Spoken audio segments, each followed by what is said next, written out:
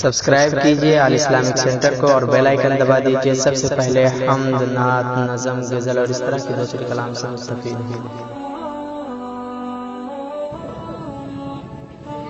رب العالمين والصلاة والسلام على سيد المرسلين وعلى آله وصحابه أجمعين، أما بعد، قال الله تبارك وتعالى في القرآن المجيد والفرقان الحميد: أعوذ بالله من الشيطان الرجيم، بسم الله الرحمن الرحيم. إن الله لا يغفر أن يشرك به ويغفر ما دون ذلك لمن يشاء ومن يشرك بالله فقد ضل ضلالا بعيدا. وقال النبي صلى الله تعالى عليه وسلم: من أحدث في أمرنا هذا ما ليس منه فهو رد. وأيضا قال النبي صلى الله تعالى عليه وسلم: صدر محترم، حکم صاحبان، معزز سامعین کرام، اسٹیج پر جلوہ فروز اساتذہ کرام، پردہ نشین خواتین، میری مائیں اور بہنیں، آج کے اس سالانہ انجمن میں میرا موضوع سخن وہ بدعات و خرافات جن میں دور حاضر کے مسلمان مبتلا ہے۔ رب ذوالجلال نے اپنی کتاب مقدس قرآن مجید سورہ نساء آیت نمبر 116 میں ارشاد فرماتا ہے، اللہ رب العالمین نے فرمایا: ان اللہ لا یغفر ان یشرک بہ ویغفر ما دون ذلک لمن یشاء ومن یشرک باللہ فقد ضل ضلالا بعیدا۔ بلا شبہ اللہ تبارک و تعالی، اللہ رب العالمین نہیں بخشے گا اس بات کو کہ اس کی خدائی میں کسی دوسرے کو ساجی بنایا جائے اور شرک کے ماں سوا اللہ تبارک و تعالی، اللہ رب العالمین سارے گناہ کو بخشی دے گا جس کے لیے چاہے گا، اور جو شخص خدا کی خدائی میں کسی دوسرے کو شریک کرتا ہے تو دور کی گمراہی میں جا پڑا۔ اور محمد عربی صلی اللہ علیہ وسلم نے اپنی پیاری زبان سے ارشاد فرمایا: من احدث فی امرنا ھذا ما لیس منہ فہو رد۔ ارشاد محمد عربی صلی اللہ علیہ وسلم نے ارشاد فرمایا: جس نے ہمارے اس دین و مذہب میں دین سے ہٹ کر کوئی نئی بات ایجاد کرے تو وہ مردود اور ناقابل قبول ہے۔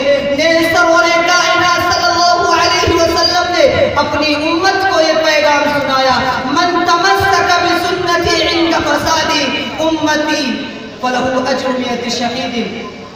اپنے امت کو یہ پیغام سنایا کہ جس نے امت میں فساد کے وقت میری سنت کو مضبوطی سے تھام لیا تو اس کے لیے خوشخبری ہے، 100 شہیدوں کا اجر حاصل کرے گا۔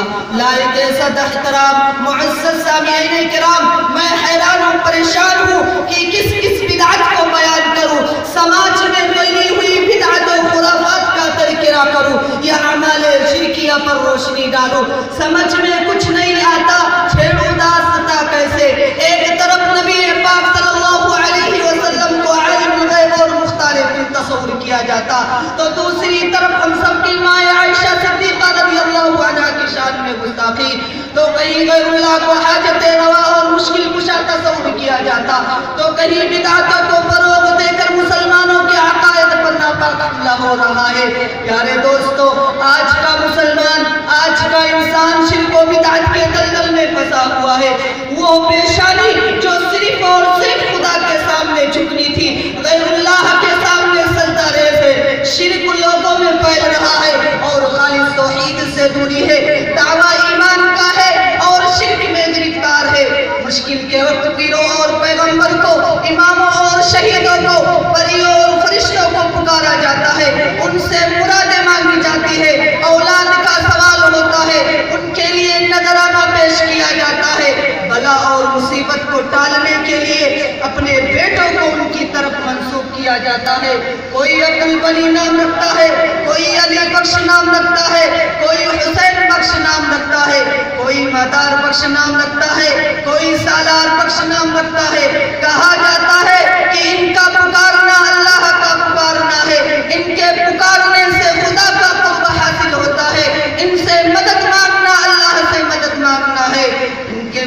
سے خدا ملتا ہے، کہا جاتا ہے کہ یہ اللہ کے پیارے ہیں، اللہ کے دربار میں ہمارے سفارشی اور وکیل ہے۔ افسوس صد افسوس اس حماقت اور بے وقوفوں پر۔